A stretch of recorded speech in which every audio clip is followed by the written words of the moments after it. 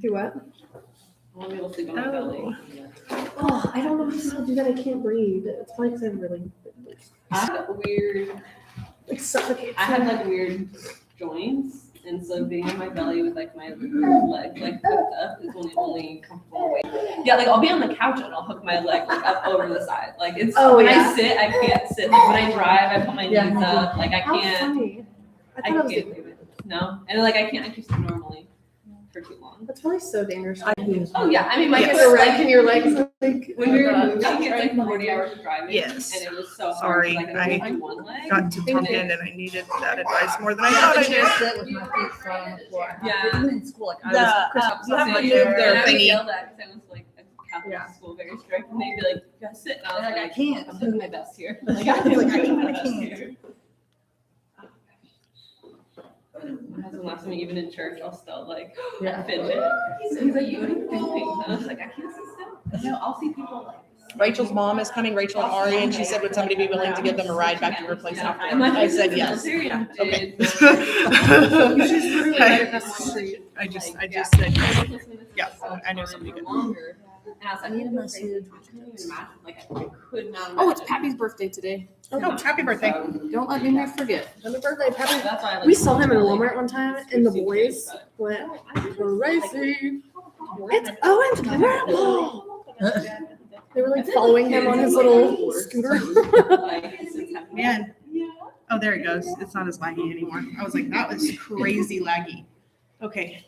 Your kids are super sweet. I know. Say yes. Every time they see Sawyer, Sawyer. Oh, they love. Like, and they always ask. Sawyer, these. I don't know. I have to bet them. I don't know what they're. Sorry, I know you just set that up. I just No, wanted it's to okay. get underneath it. There you go. And she loves your kids. On Friday, Elijah was holding the door open, and she grabbed his hand and was like, "Come on." He's like, "I gotta hold the door open." And The boys call Brooklyn Miss Megan's girl. Aw. Miss Megan's girl. Well, Well, we call okay. Avery's sister Will. So now everybody calls her. that's what I call Sawyer sometimes. I'm like, "Hey, sister girl, let's go." Yeah. Oh my gosh, Aiden is on here. Okay. Hi, Mom. He's gonna be our only listener. No, we've got two people on here. I don't know. I have never done Facebook Live, so we're gonna see. Facebook Live or YouTube? YouTube. Oh, okay. Also starting. Okay, can you guys hear me okay, Lexi? Don't know. Jess! Hi! I'm always going to be notoriously late. No. And it's okay, apparently me too. Okay, yes, they can hear me. Oh, we're trying YouTube Live for the first time. It's very exciting.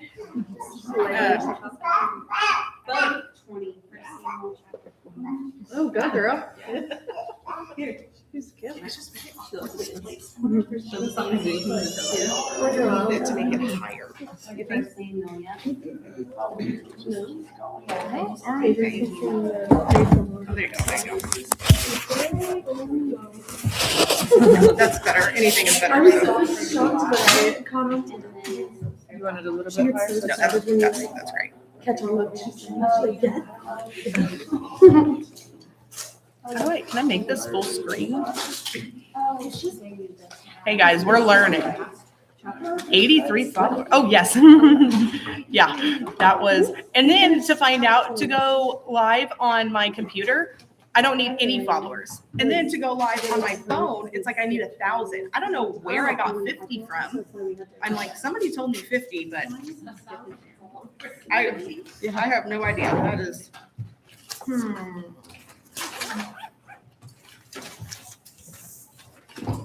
Okay. Okay. You good? That's what we're gonna see. Okay, does everybody have a handout for 21 and 22? Jess, did you get a binder or a folder or something last week? It's on my dresser. Cool. As long as you got it, what happens to it after that's on you, girl. But don't tell her. Yeah, it's not my problem after that. Okay. Okay, so everybody good this morning? Okay, we have Rachel's mom, I believe, is going to be joining us. So, yeah, they're going to be coming soon. She like lives right across the street or something, right? Somebody said. Yes. Okay, cool. 3 minutes that way. Cool. Okay. Does anybody have anything before we open in prayer that, like, in case we don't have time at the end, that you're like, I need prayer for this, don't skip it? My husband. Okay. And his walk with the Lord. Okay. So I don't do I need to elaborate? If you want to. I don't. Remember your own life. Oh, yeah, we're good. Yep. See, and that's why. Yeah. I mean, you know what? Tell him bye-bye. If he's watching, Well, I know he's not watching. I'm just saying, that'd be great. Right? Okay, my my husband is not spiritual leader of the home. He has not confessed Jesus as his Lord and Savior, but he had, and for the longest, I thought he had no interest, no desire. So that has obviously been my prayer for years, and we have not talked about it. I don't ask questions or really talk about it because I don't want to become uncomfortable. But Saturday night before church on Sunday, he basically asked me, like, or told me, why don't you ask what I'm thinking or what I believe? And if you not asking and wondering where I'm at and seeing what I think or what I desire or anything makes me feel like you don't care. I feel like you're leaving me behind. All of these things. And so it hurt. He said that I was kind of like hurting his walk with the Lord, which is the exact opposite of what I've been praying, and that was really hurtful. But it was a really, really good conversation to have, and I'm actually really, really thankful that the Lord gave us that opportunity to talk about that, and it's been really, really good. So just praying that, just for his love to the Lord. And he was here Sunday. He was here Sunday, and he is I did not grow up Baptist. I'm not going to a Baptist church. But Saturday night, I was like, okay, before we lay down and relax, where do you want to go tomorrow? And he was like, we can try New Life. Can't say I don't like it if I don't try it. And I was like, okay. So we went, and no news is good news. So he didn't say anything. All he said was, it's very small. I said, yes, it is. So we'll see. And he's coming to the couples game night.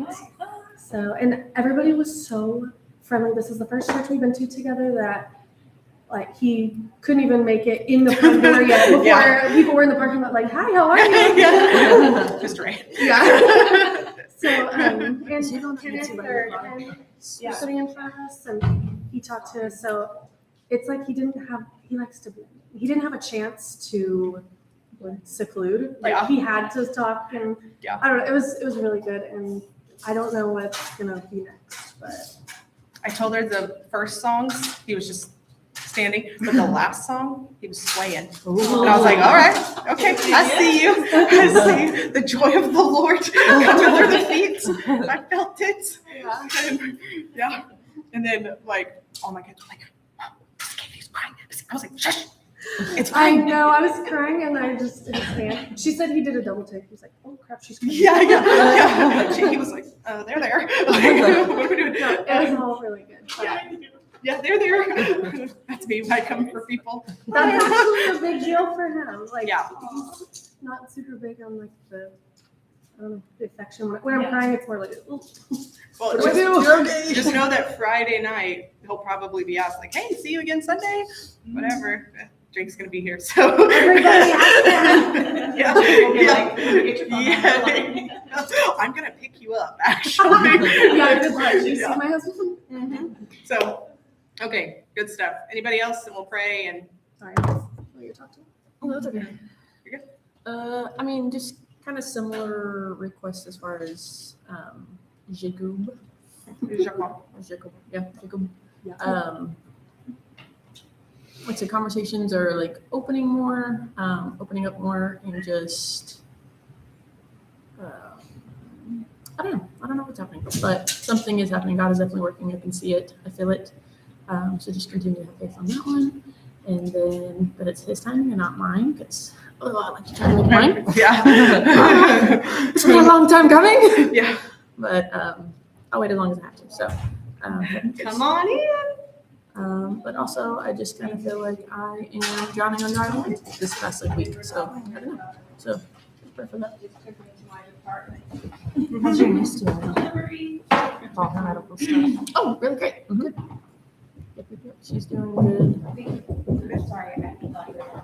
Okay, good. Oh, she was doing she was doing her mumble thing at the end Yeah. that she does, so that's how you know she's done. Oh, okay. She goes, yep. I was gonna say, we can use prayers for our family, a specific, group in our family, there was a divorce, and so there's just some conflict over, like, just navigating the post-divorce, dealing with the kids are still involved, and so. Yeah. It's just kind of messy, and there needs to be unity and peace there. Yeah. And the enemy's really trying to Mhm. divide. Okay. All right. We'll pray and then we'll get started. Okay. Dear Lord, thank you so much for this morning. Thank you for the opportunity that we have just to get together and to dig into your word. Lord, I know that every appointment is a divine appointment. So Lord, I know that every person here is here for a purpose. So whether that's something that you say through me or whether they just read on their own while they're here, Lord, I just pray that you leave on their heart exactly what it is that you want them to take away from this. God, I pray that any distractions just leave. Lord, I pray that we just take this time to just be so intentional in your word and focus on you. Lord, you know every single one of these prayer requests for husbands, for families, for divorces, for kids. God, there is just so much that's going on in the world and just right within our own homes and our friendships and our families. And God, you are the one who can restore it all. And Lord, sometimes that doesn't look like exactly what we wish that it would look like. But your plans are greater than our plans. So Lord, I just pray lean into your will and that our desires become your desires. In your name we pray, amen. Okay, so we finished chapter 20, right? We were all very proud of ourselves, so we finished chapter 20. Great. Okay, so we are in 1 Samuel chapter 21. So what happened in 20? Somebody give me a brief little something. What happened? David tried to tell Jonathan, your dad's trying to kill me. Mhm. And Jonathan was like, what? So they came up with this plan and the dinner party, and Jonathan realized, oh, my dad is trying to kill him. Yeah. So he told him, like, oh, run. Mhm. And then Saul was prophesying naked on the ground with his face in the ground, I think. Okay, Was he dancing or That face was in down? 19. so that was in 19. That was before. You got confused because you were on Friday, and Friday we were in chapter 19. It's okay. When was he Confuses naked? me 19 or too. 20? Naked in 19. Oh, David okay, runs sorry. away in So 20. then 20, he's The dinner party. gone. Okay. Yep. So that's the standout negative. Yep. Who's naked? Why are there foreskins? What's happening in this Foreskins, man's charcuterie life? boards. Yeah, exactly. So Jonathan shot the arrows into the field, and he said, that you need to go. And so, and so we talked about there's like this moment to where like he's going one way, David's going one way, and Jonathan's going another, and they're both going into completely unknown territory. So David is going into unknown territory. If he doesn't even know where he's going, he has no idea what life is going to look like through here. Everything that he knows, his security, his wife, his military, like everything that he knows is now gone. And then you've got Jonathan going back to a dad who just tried to kill him, and not exactly the best home life, but he's going back. And that takes courage, like just like David has courage, like Jonathan has this courage. I can't even imagine going And he back just to that. left his best friend. Like Yeah. it said that they were Sobbing. sobbing Yeah. and embracing each other, and Yeah. that's like his brother, and he just had to leave him and not know what was next. Not know what's going to happen. Right. That Do you is, know about his age at this point in his life? somebody asked me that. I Okay. was thinking about that. last So- night. His age is he? We know that he is in his 20s. He's in his 20s, probably his early to mid 20s. Okay. Yes. And so everything with the Bible, you always have that 3 years, right? 3 years younger or 3 years older. There's always those 3 years. Just mentally, it's like, Yes. okay, what am I picturing? Yes. A teenager Yes. His frontal lobe is still not developed. That's what I do know. Perfect. You know? Yep. He's I- about 115. No. I feel like until men are 35, I don't know, 35 seemed to be the number for William anyway. He's 36, if anybody was Is he wondering really? where we're at. I think he's 36 or 37, pick I one. think my husband threw me off the other day because he was like, mentioned an age. He's like 34. I was like, you're not 34. 'Cause that means I don't know my own age. Yep. Like, no, you're not. Like, no, that's not right. Yep. He's like, oh, I was talking in the future. I was like, don't do that. Like, right now. Don't do that. Don't do that. That was panicky. Okay, so we have got David all the way through a whole lot here, right? We have been anointed. We have killed Goliath. We have been praised in the streets. We have been, arrows have been thrown at us. Spears have been thrown at us. We are doing all, we've been married. We jumped out windows. Like all of this has led David to exactly where he is. And as far as Saul's concerned, Saul has also been anointed. Saul has then become the king. Do you remember when Saul was ripping animals in half and going through the streets and saying, you follow us or you're all going to die? You know, like these were, Saul did have his moments to where he did do things, but it was always to build his own kingdom. And so one thing that we have been talking about a lot all the way through 1 Samuel is talking about how feelings are not bad, but feelings are not always true. And how feelings sometimes lead to sin. And when feelings lead to sin, we need to find out what sin led to the feeling. We can find the root of the sin and replace it with the fruit of the Spirit. And so when we look at Saul, and what is his main sin? Pride. Pride, jealousy. Like he is just clear, he's the worst, actually. And so we can find this root of, sin, of jealousy and pride. And so in our own lives, if we struggle with pride or envy, like what is the fruit that we replace it with? Humility, all right, gratitude. Like we're doing a not consumed Bible. Have y'all heard of not consumed? So we're doing one of those with the kids for Bible, for homeschool, and it's called My Brother's Keeper because my kids like apparently hate each other, and so they're fighting all the time. And so I'm like, now I'm gonna force you guys to figure out why you love each other.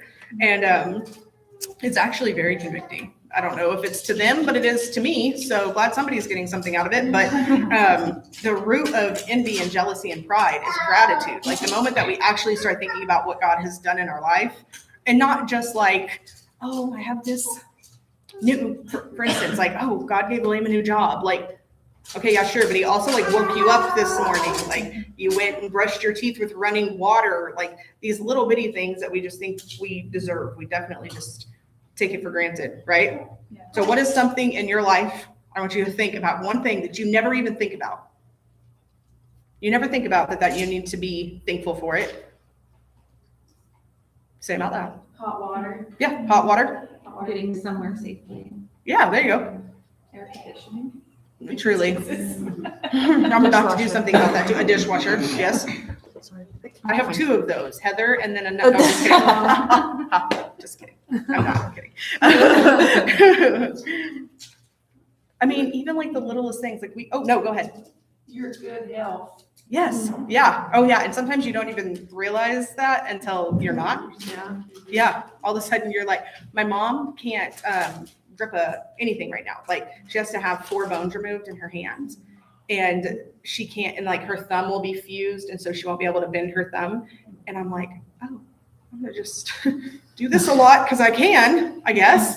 You know, yeah, all of a sudden you're grateful for thumbs, and it's such a weird thing. And it's like, man, God, it's like after when we lived down south, when we went back home after the hurricane, and HEB would show up to our front door with formula and milk every single day. And it's like, how can we live here?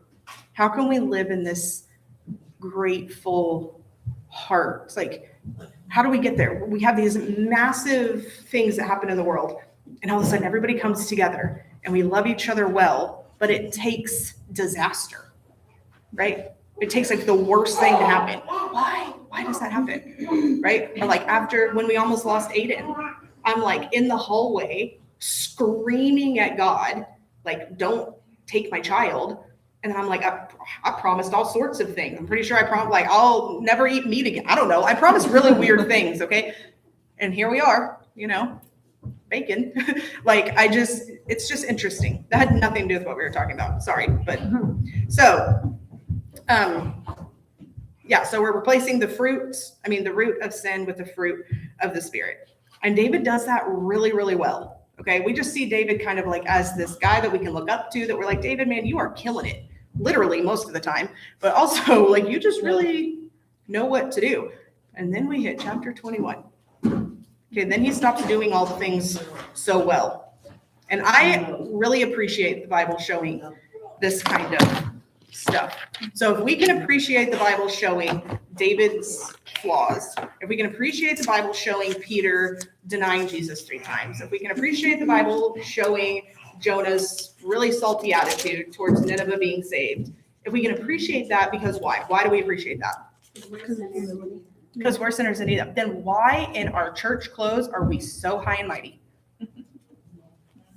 Like, stop it. Yeah. Stop it.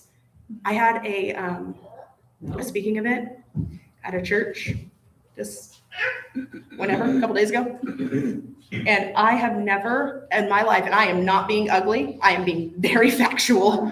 I have never in my life met a group of more stale, I'm like, smile. Are you in there? Something. I was going around and introducing myself to people and they were like, I was like, oh, it is crazy. We have got to stop doing that. We've got to, like, we are supposed to have the joy of the Lord. We are supposed to be honest. We're supposed to be open. Like, shake it out. It's okay.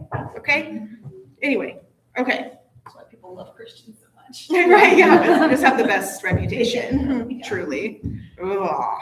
Okay. So, chapter 21. Let's see what we get to. Okay, who wants to read verses 1 through 9? I'll read it. Okay. Okay. David went to the town of Nob to see Ahimelech. Is that right? The priest? Ahimelech trembled when he saw him. Why are you alone? He asked. Why is no one with you? The king has sent me on a private matter, David said. He told me not to tell anyone why I am here. I have told my men where to meet me later. Now, what is there to eat? Give me 5 loaves of bread or anything else you have. We don't have any regular bread, the priest replied, but there is holy bread, which you can have if your young men have not slept with any women recently. Don't worry, David replied. I never allow my men to be with women when we are on a campaign. And since they stay clean, even on ordinary trips, how much more on this one? Since there was no other food available, the priest gave him the holy bread, the bread of the presence that was placed before the Lord in the tabernacle. It had just been replaced that day with fresh bread. Now, Doeg, the Edomite, Saul's chief herdsman, was there that day, having been detained before the Lord. David asked Ahimelech, do you have a spear or sword? The king's business was so urgent that I didn't even have time to grab a weapon. I only had the sword of Goliath, the Philistine, whom you killed in the valley of Elah. The priest replied, it is wrapped in a cloth behind the ephod. Take that if you want it, for there is nothing else here.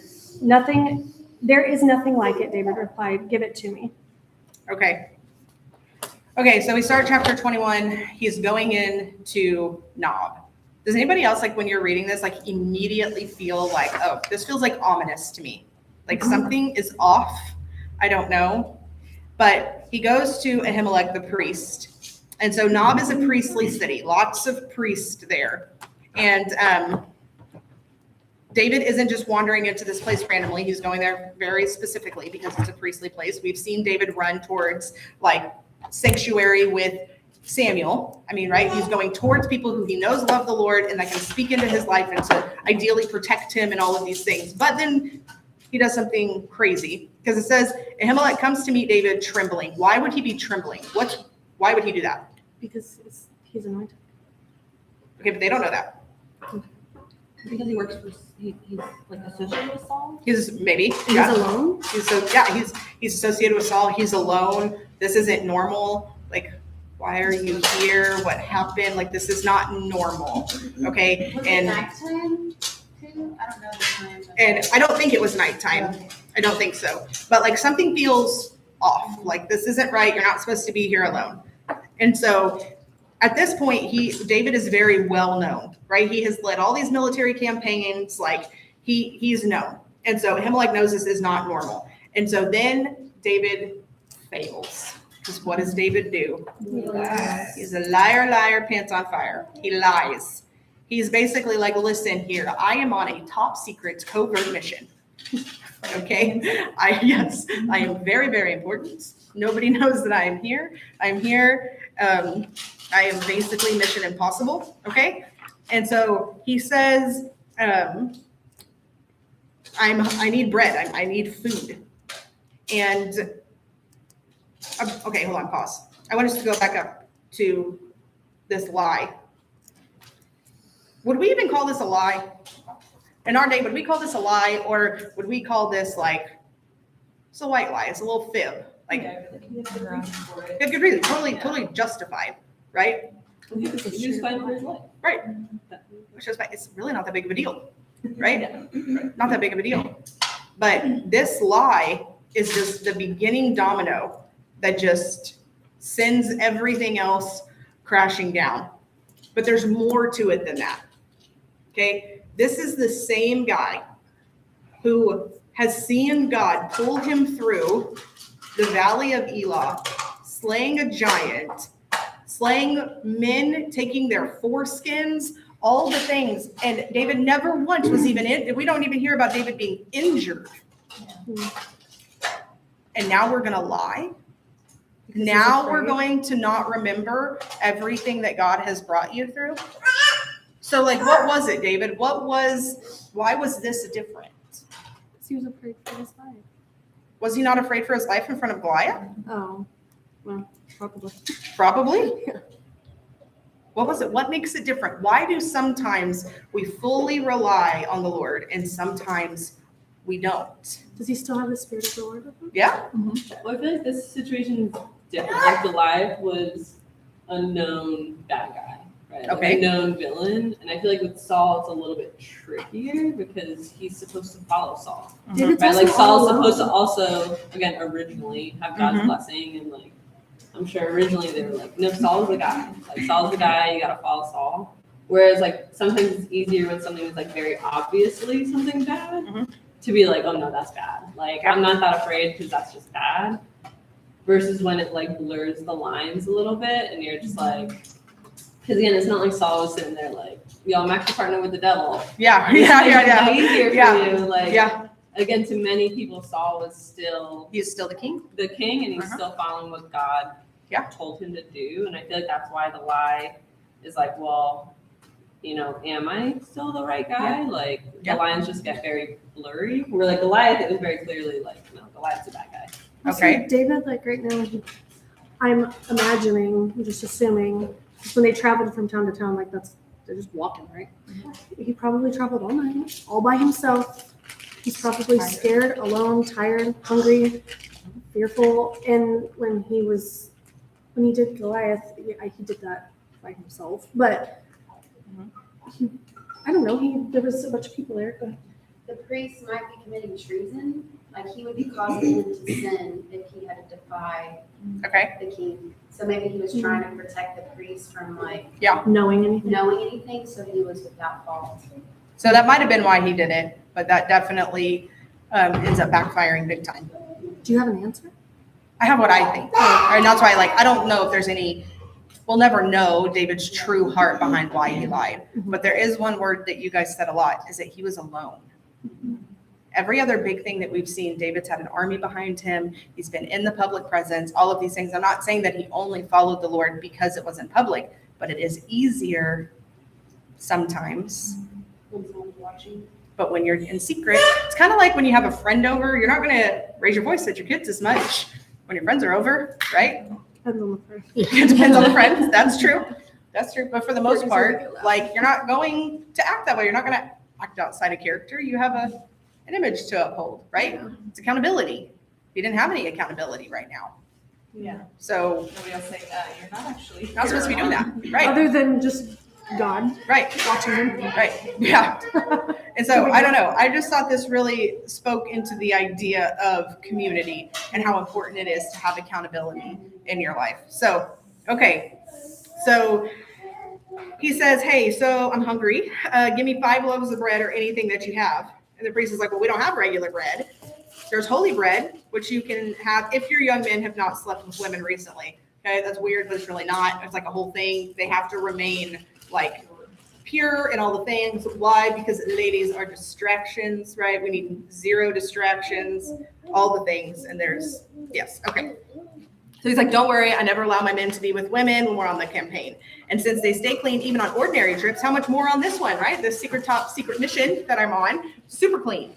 So since there's no other food available, the priest gave him the holy bread. So let's talk about the holy bread really quick. So if you have this Bible, I know some of you guys have this Bible, or maybe it's just you, Katie, on page 114, 114. Right on one. Page 114 on this Bible is, so in the tabernacle, this is the table of the bread of presence. And so this was right outside the Holy of Holies, and it had the 12 things of bread that represented the 12 tribes. It was there. It was holy bread. It wasn't meant to just be eaten by any old people, right? So he says, I have no common bread. This is the bread of presence. So this consecrated bread that was set before the Lord in the tabernacle. You want to see the So according to Leviticus, this bread belonged to the priest. It was holy and it symbolized fellowship with God. So the fresh bread would have been placed before the Lord and removed, and the removed bread would be eaten by the priest. So this isn't just leftover bread. This is sacred bread. Okay, and Ahimelech gives it to David. So that seems kind of crazy, right? Like, why'd you do that? Why did you do that? But this is a really important thing later, because can you guys think of why this is important later? Who references this? Yes, it is referenced by Jesus. Jesus, the main guy. Yeah. Jesus references back to it. And so the point is that God never intended for these ceremonial regulations to crush human need. Okay. So David is hungry. One thing our pastor here says all the time, he talks about tradition and how tradition becomes an idol. And when tradition becomes an idol, he will burn it to the ground. Okay. He's very serious about it. He doesn't even need a microphone to be so serious about it. So, what does this look like for us? How do we do that? How do we let tradition and ceremonies cloud human need? What do you mean by like human? Okay, so the example that I thought of is we're rushing to church. We're just trying to get to church on time. And you notice somebody on the side of the road with a tire, but I'm not going to be late for church. It's the Lord's day. So you're actually Zoom right past him. And God's like, you have got to be kidding me. That is wild choice, you know? And Yeah. so we do that. We think that we're doing all of this good, but we're not. We're not. Right? I can be so concerned in making sure that I've got to have my jam lesson written and I've got to make sure that I've got all these little zingers in there so nobody leaves bored or whatever I think. And when really, like, I had a friend that really just needed me to counsel or just be there for one-on-one, but I'm putting these ministry things first when it's like, God's like, hello, you're kind of missing the point. I actually, this is embarrassing, but I do that with my kids. Mm-hmm.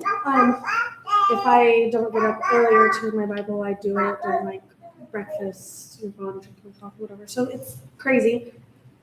And I end up being really ugly to my kids and annoyed. I'm like, be quiet, go play in your room. Mommy's reading her Bible. And it's like, And they're like, oh, with yeah. my Bible open, I'm griping at my Uh-huh. children and being really ugly sometimes or annoyed and like, ugh, I can't do anything with them. And then I end up getting nothing from my Bible time because my heart was ugly. Yeah. So that's embarrassing. I'm repenting of my sin. Nobody's ever done that. Yeah, just you, Katie. It's just Tell you me more, problem. please. Kindle. I'll try to keep it brief, but I heard a really powerful testimony Yeah. in exact relation to this. Yeah. I was at a D now leading youth kids, and there's this one particular girl who was kind of like juvenile delinquent, like she slept the whole entire time we were there. But it ended up being because she was on way too much medication. And she just nobody's really shepherding her and watching over her health. and we were in a church, First Baptist Church, Killeen, so everybody's in suits, it's a nice looking crowd, and the pastor asks, remain standing for the reading of God's word. And so I'm trying to get her to stand up because they're That's what all you're supposed to looking at do. her. They've been looking at her through the whole worship session, like, look at that girl sleeping up there. We're guests at the church. And I just had this, it was modeled for me the morning before by another woman who came to speak. So this wasn't of my own accord. This is, I learned this from another person and I took note. And I got down there with her and I just started rubbing her back and I put her head on my shoulder and I was like, it's okay, it's fine. And the song that was on was break down the walls of all my tradition, lay it all down, all my religion, your way is better. And I'm just Sobbing, yeah. sobbing because I'm like, we're supposed to get down low. We can't force people to get up. We're supposed to get down low. Right. And then the way that the people around me were looking when I got down low with her completely changed. Than whenever I was trying to get her to stand up. Yeah, Wow. Yeah. That's beautiful. I know. It's amazing. Well, it just makes me think of like Jesus came low. It wasn't like he stayed up there and was like, hope y'all figure it out, you know, like, Perfect. yeah, don't mind me just being perfect up here. Like, he came low.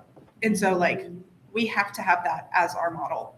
And I think that that is where the church just has it wrong. And I don't want to like just talk badly about the church, but like it is more so than not at this point in the American church that it is wrong. And so we have to be different in that we have to be, and that's uncomfortable, right? And like, you're not going to ever get comfortable, right? Like there's never going to be a time where like hanging out with homeless people and addicts is just, you know, a regular Tuesday. I hope it does. Like, I hope that we are putting ourselves in situations towards afflicted people so often that it is a regular Tuesday, but that God just continues to like put us in the uncomfortable, you know? Well, in like situations like that, if those are the conversations that I've been having like recently, it's just like where you would go to the church and instead of them seeing you in like the community, it was like, okay, this is like where I'm at. They would rather judge you and then just be hypocrites about it. And then so like it's hurting. They're doing more good. They're doing more harm than good because like instead of allowing people to feel welcome for who they are, like God's not going to leave them there. Right.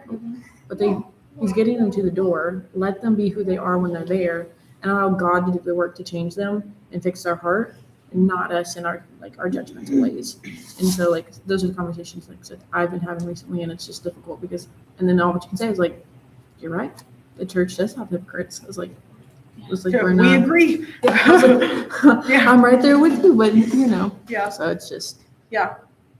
It's an But they're extra not hurdle. all that way, right? Yeah. And so like, and that's where we have the opportunity to be a part of that. That's not all that Yeah. way. And it's inconvenient and it's, you know, whatever, but okay. Anything else on that? Okay. What were we talking about? The bread? I'm sorry, I was right. The bread of presence. And so that is Oh, the the bread. tradition. Tradition. Yeah, Like- church tradition and how like that should have been kept. It's tough 'cause, like tradition, history can be important.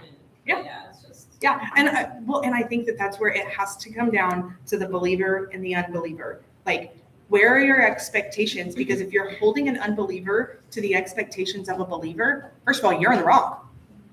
Second of all, they never agreed to those expectations. Like, we cannot be surprised when the world acts like the world. Yeah, I was gonna say you're gonna be disappointed. Yeah, Too. and like that's how, of You're gonna course, get they're going angry, to. And then you're also gonna like there's a Be chance that you're gonna resentful. resentful. That's going to affect your evangelism. Like, the world acts like the world. And so when we have opportunities for the world to come, and hear me when I say this, because I don't mean the world coming into the churches and changing the church, but when the world gives the church a chance and they come towards us, that's whenever we have to meet them, not with the expectation of a believer. Now, we're not going to condone their sin. We're not going to sin with them, but there's a way to love people without enabling people. There's a way to love people without condoning their behavior. There is a way to sit with people without sinning with them, but it's not easy. And the only way to go towards the afflicted and remaining unstained is how? is by constantly consecrating ourselves and washing ourselves in the word, because we will always choose sin every single time. If it's presented to us enough, unless we have the armor that's protecting us from that, like we will choose it. You will become the company that you keep. The book of James talks about this, like in, over and over and over. Like, yeah. Okay. So, I think this really shows us something about God's heart, is that he's not petty, right? God is like, obviously give the homeless people the bread of presence. Like, obviously give the hungry the bread. This should not be a question. And so, and then we get to this detail in here. Let me see what verse it is. Verse 7.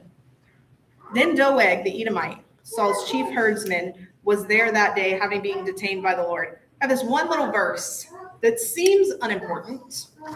Oh, but it's not. Oh, but it's not. You can almost feel, it's almost like when you're watching a cartoon and I kind of like zoom in on this random guy in the bakery and it's like, or whatever, that's Doeg, okay? He's the random scary man in the bakery, okay? He is going to matter a lot later.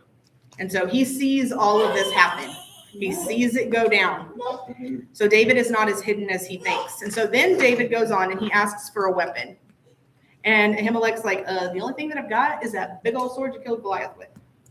When it says having been detained before the Lord, what does that mean? Like he was, yeah, having been, kept him there. yeah, for a purpose. Like every appointment's a divine appointment. I was thinking Doeg was like he's a bad guy, right? What? Yeah, I mean, yeah. So that's why he's Yeah, being he's pretty detained? bad. I don't know. No, not detained like the Lord arrested him, but like God made sure that he was hanging around, right? Because he was bad. Yeah.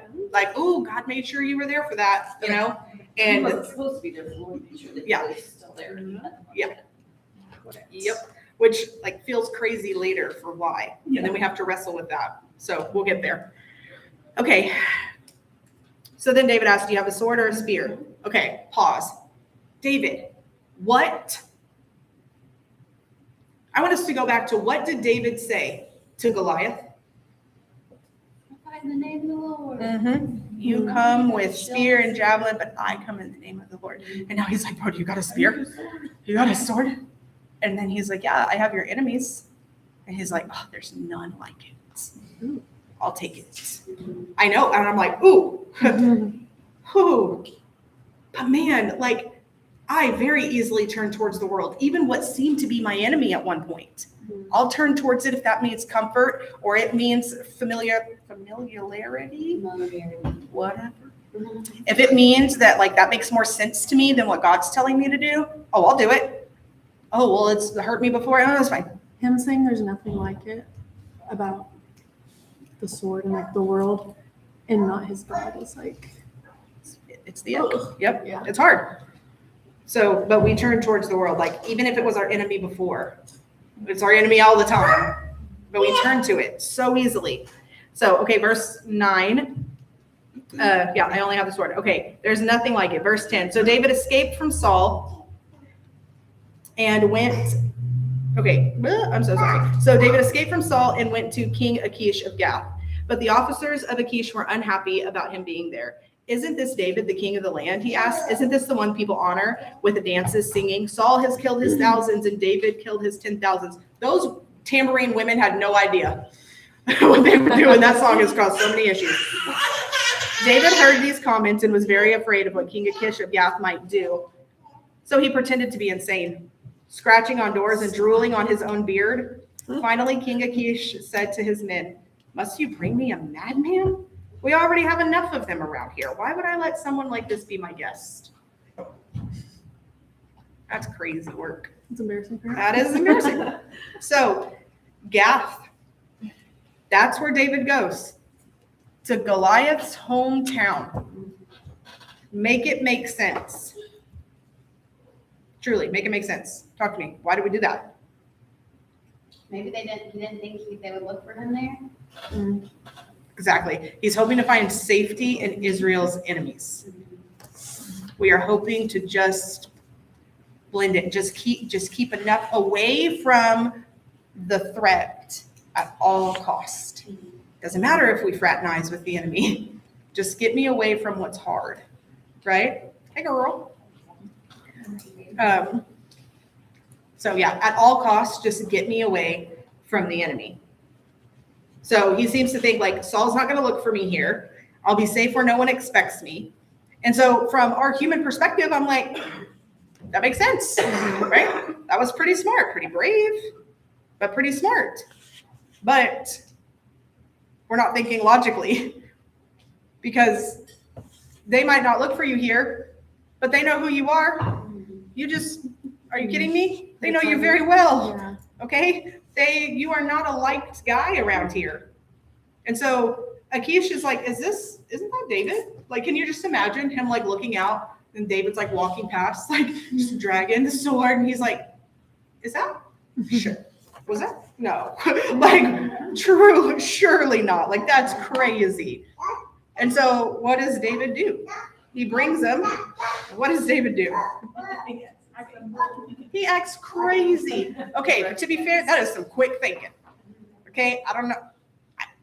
I wonder where he got that. Saul? Saul, yeah, he's like this. He pulls a lot of Saul's old tricks out throughout his life.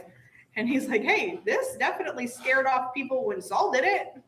I'm going to act crazy too, right? I'll act like the Mad King.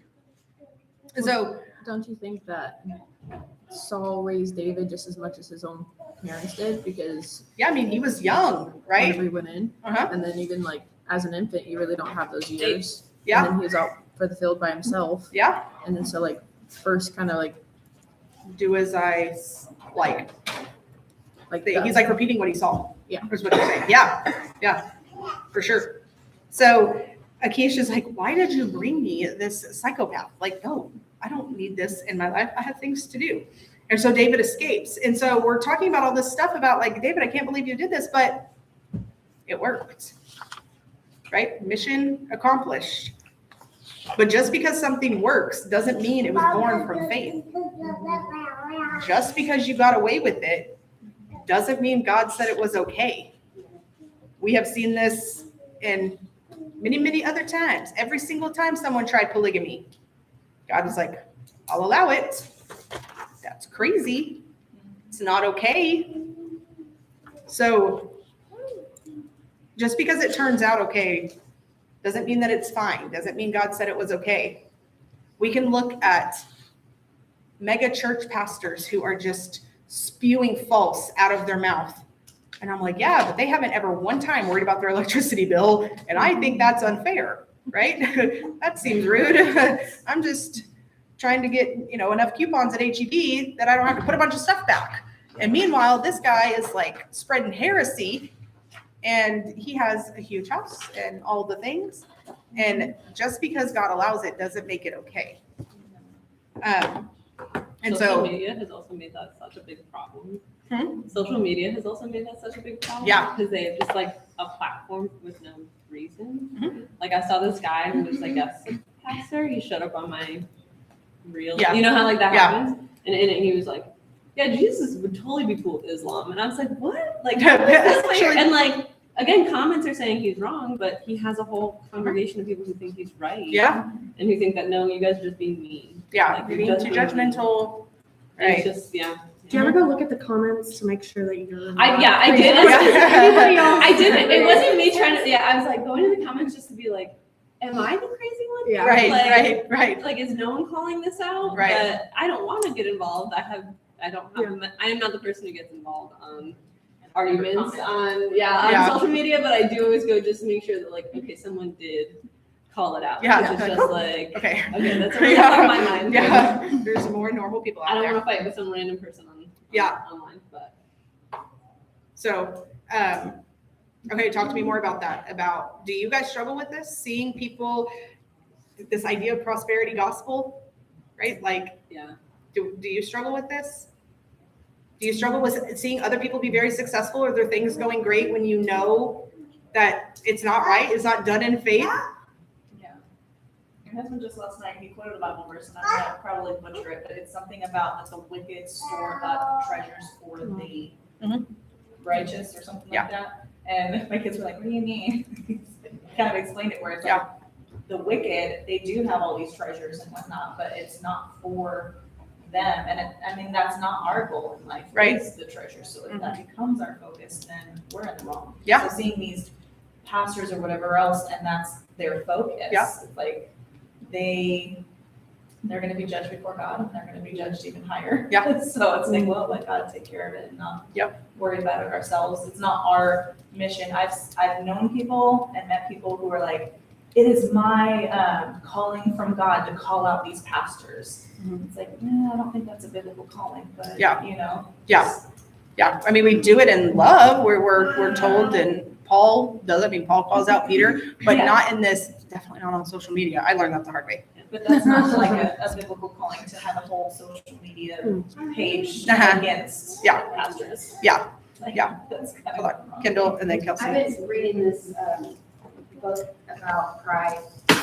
It's very, very convicting. One of the things I read this morning said, whenever you feel tempted to look at other people's faults, you should instead look at your own. So like as soon as you start going down the route of like, oh, with this prosperity pastor or whatever, be like, oh wait, what do I need to work on right now? Yeah. Like it should be a trigger for us to look inward and practice humility.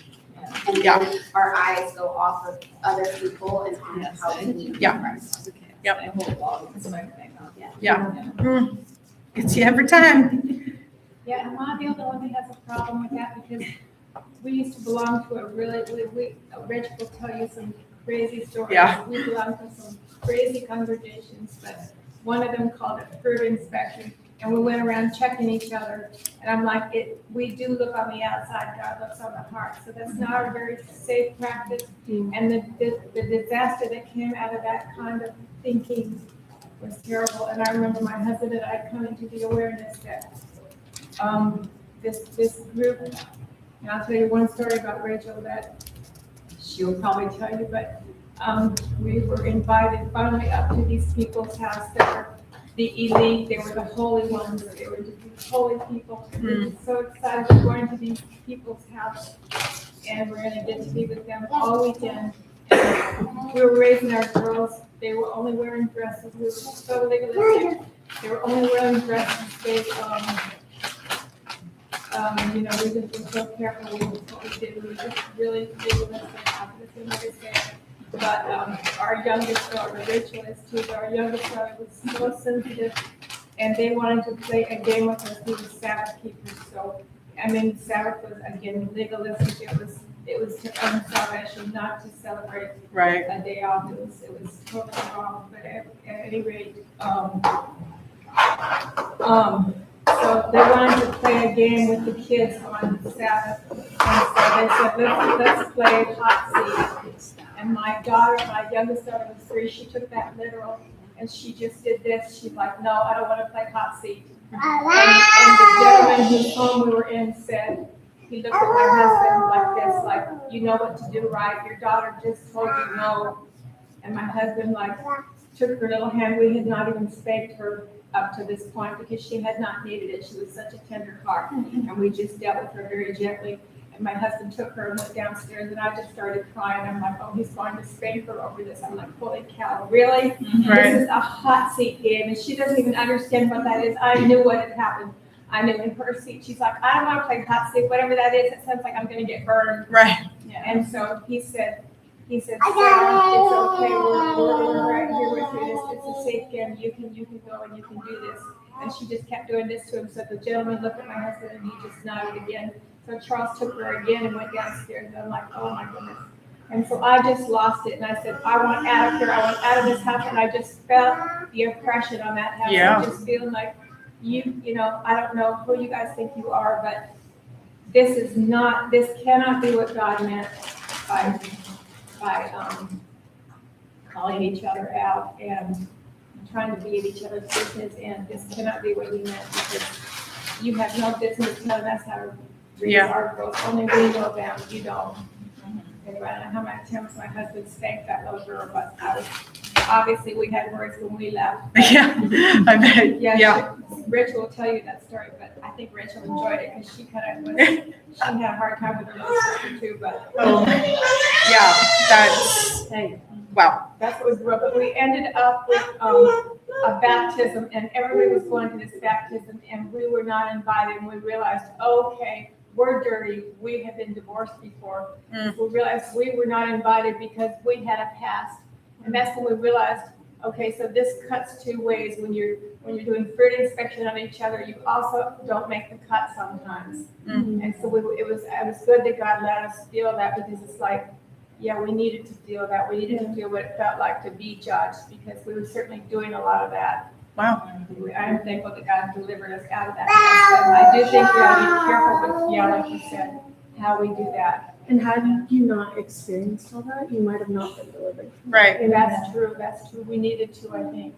Yeah, for sure, man. And it's such like a weird thing, because it's like we do want to see fruit in people's lives, but like a fruit inspection, like should we like not Feels icky. your right hand know what your left hand is doing and all of that stuff? So that's crazy. Like Right. And when is it Holy Spirit work? When is it the Holy Spirit? that exactly. I don't Yeah. know. Yeah. I have Wow. a lot of trouble with that. Yeah, that's wow. Well, praise God, you guys are away from that. Yeah. So- Rachel came out normal. Kind of normal. We love her, so we'll take her. Okay, so just because it works doesn't mean that it was born of faith, is what we got to. So some plans succeed and still expose this spiritual drift. And sometimes we're just like, well, it turned out okay, it must have been fine, right? Well, if God lets it happen, then he's blessing it. Like, nope. Those two things are not the same. So yeah. So this right here, this whole scene is very humiliating for David. The giant killer is now drooling on enemy territory, pretending to be crazy. On purpose. Yes, like that's crazy. Yeah. So the point isn't to mock David, the point isn't to humiliate him, but it is to show us what self-reliance looks like when fear takes over. We do some really, really crazy things out of fear, right? We spiral like bad, right? I have done some really dumb things when I'm thinking of, like, the one thing that God keeps us very humble in is finances. So that's the only reason I keep bringing it up, because that's usually where I mess up the most, guaranteed. So I will start panicking about the craziest thing. Not so much now, but when way long ago when we lived in Victoria, I would start selling everything in my house. Like William would be at work and he's like, why are we putting all of this on Facebook to sell? What is happening? Why are we selling your wedding dress? Like what? And he's like, it's fine. Take a breath. I'm like, nope, we gotta sell everything. And so we just make really, really crazy decisions out of fear. And so another thing that we can take from all of this is that yesterday's victory doesn't automatically produce today's faithfulness. No. Yeah, did you have an example? I was so gloaty about disciplining my kids for 1 week. I was like, it's this book, victory. I think I even texted you the book. I texted you, I was like, hey, can you send me that? Can you send me the book? Because you talked about it, yeah. Yeah, you were like so happy about it. And then like 2 or 3 weeks later, I'm crying again because I'm like in that same situation you were talking about the Bible. Like we're in a hurry and we're rushing and I'm looking at them and I'm thinking on them. I was just like, I so quickly like can if you can so quickly just fall back into sin. Oh yeah. Yeah. And it's like such an easily justified sin. Have I told you guys the story of the gongs? I know some of you have. The gongs in the monastery. Okay, so there's this, I don't know where I heard this story. I don't know, but I heard it before. And there is this monastery with a bunch of monks, right? And they go throughout their day and they have jobs and they're doing all of their stuff. But every time that somebody hits the gong, it doesn't matter what they're doing. They could be in the middle of like putting a sandwich into their mouth. They have to stop everything that they're doing and pray, because that is the most important work. Okay, that is the most important. They pray. Who they're praying to, but that is what they do. Okay, so they stop and pray, and this is several times throughout their day. I cannot see this as convenient. Okay. They could be doing they could be taking a shower. I don't know what they do, but whenever that gong hits, it is a reminder to stop and do the most important work. And the pastor said, your kids are your gongs. Now, do they need to learn like, hey, mom is like flipping bacon and I'm also like holding a newborn and I've got 47 tabs up? Like, yes, they need to learn patience and all of the things. But the lesson for us is it doesn't matter. Like, God has entrusted us with our kids. Our kids are our gongs. You stop and you do the most important work. And man, I'll tell you what, I am terrible at this. Terrible. I'm doing a study in 1 Timothy right now. And what does Paul say? He says, Jesus came to save the sinners, and I'm the worst of these. So as I'm saying this, trust me, I am the worst one about this. So don't hear any righteousness when I say this, but I will be studying for jam. I will be recording Manna, and I'm screaming out the door. I'm like, I am trying to write a jam lesson, or I'm trying to record. Like, what is wrong with you guys? And I'm like, oh, I'm really teaching them that ministry is definitely what they want to be around. That's embarrassing. Like, stop what you're doing and do the most important work. We're not going to do that perfectly. We're not going to do it with the best attitude all the time. But what a testimony that we can give our kids, that they will give our grandkids, that we see them as the most important work. If we treat them like a second option, they will treat people as a second option. You know what I mean? I actually kind of have that. Like, so my husband's grandparents were very big at the church, and he was like a commercial developer who then worked on building churches, like gave loans to any church, everything.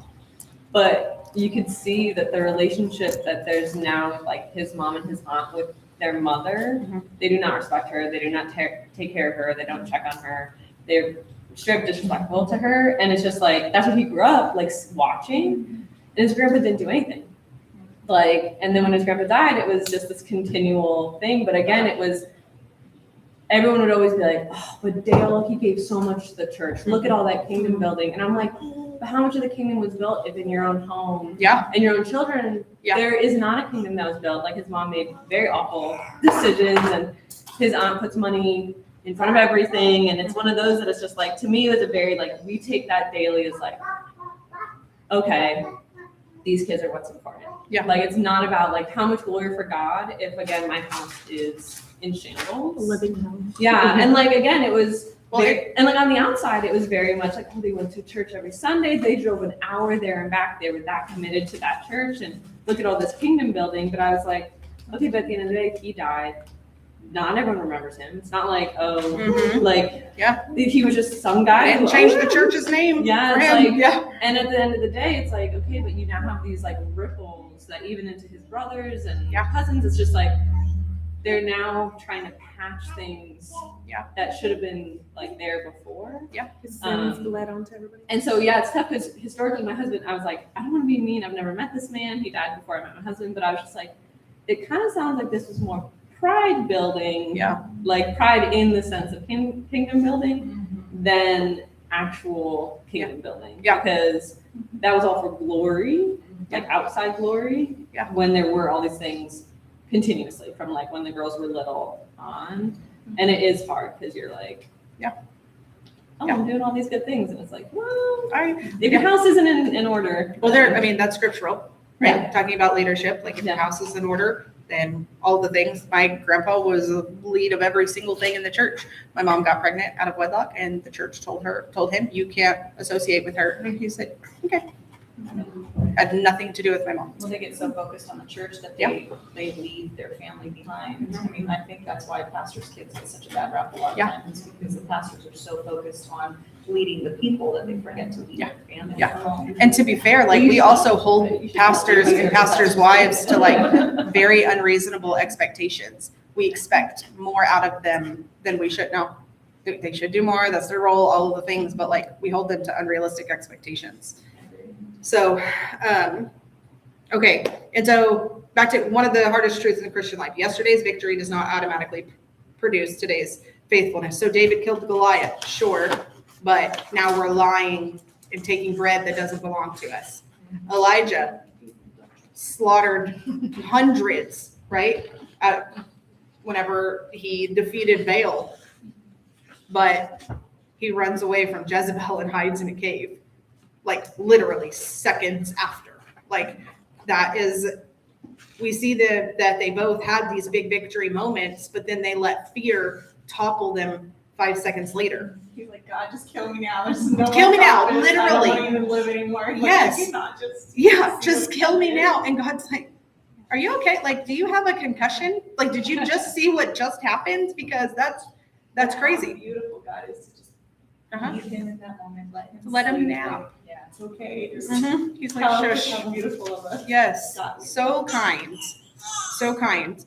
And so it just takes us back to how many Ebenezer's does it take for us to fully surrender and not continue to have to live in hindsight? Like, truly. Don't you feel like it will always be like this? And I mean, I no, know the goal is not to, and we Yeah. might get better, but I mean, I think you'll get better. None of us are ever going to arrive, right? Because if we think we've arrived, you're further away than you even started.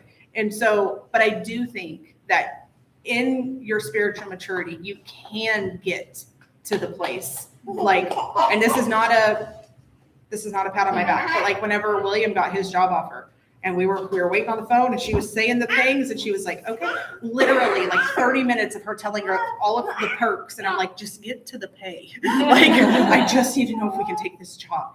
And we had said it has to be at least this number. We're hoping for this number, at least this number. And even that is just because we really want this job. Okay. And she said that number. And I was like, okay. and William's like face just down. And I was like, so excited. And so he gets off the phone and he's like, I'm confused why you're celebrating. This is actually terrible news. I was like, no, terrible news would have been $3 less than what that is. I had this overwhelming understanding of in God's kindness, he understands that he has to keep us humble in an area that we struggle with pride. Like, you fail at this over and over and over. In my kindness, I'm going to still be with you because you're a child and you will fail at this and your dependence will grow on something else other than me. So in my kindness, I'm going to make sure that you stay exactly where you need to be because you have a pride problem. And so William was like, okay, but like he could give us another shot. I was like, no, actually, because we're the worst. Like we won't do that. And so in those moments, that was whenever I saw like, oh, this wasn't Megan, like, oh, you just really got it, you know? No, that was definitely just like the Lord doing work in me that I was able to then see and to be thankful for. Like, okay, like I can see the growth. Took 12 years, but I can see the growth. And so catch me again at our first paycheck. See if I remember that. Anyway, When does so he get paid? I don't know. So I'm gonna ask. I don't know, but he started yesterday. So Yay. that was super cool. Okay, any other thoughts on this? Just a quick thing that keeps coming to my mind is what was being said, like about sitting there reading your Bible and lashing out at your kids and whatnot. One thing that I've learned is to just invite them into those moments Yeah. where you say, hey, let's sit and read together or whatnot, rather than making it like, I need my time, but invite them in on that because then it's your actions speaking louder than your words. And they see that you're reading your Bible and then they want to read their Bible. Yeah. It becomes more of a habit like that. Or if they're old enough, say, okay, sit down and read your Bible, do your Bible time. Like with my kids in the morning, we have a first box, which is their checklist of what they need to get done. And they're not allowed to eat breakfast until they read their Bible, which started off like, I'm starving, I can't live without a moment, you know, but now that they've gotten used to it, it's like, okay, they have to read their Bible and then tell us what they read before we have breakfast. And that has become I'm adopting that. a routine. I know my husband's the one that implemented that. I'm like, damn, that's a little harsh. They're kind of young. Like, You need the bread of life before cereal. this bread before that bread. Yeah, absolutely. So it's become a habit, and I think that really has started the day off right because they pray and they read their Bible, and that starts the foundation of the day. So there's less tension, there's less fighting, there's less arguing. They know that's the routine, so they just do it. How young is your youngest that does that? He turned 6 last month. There you go. So, yeah.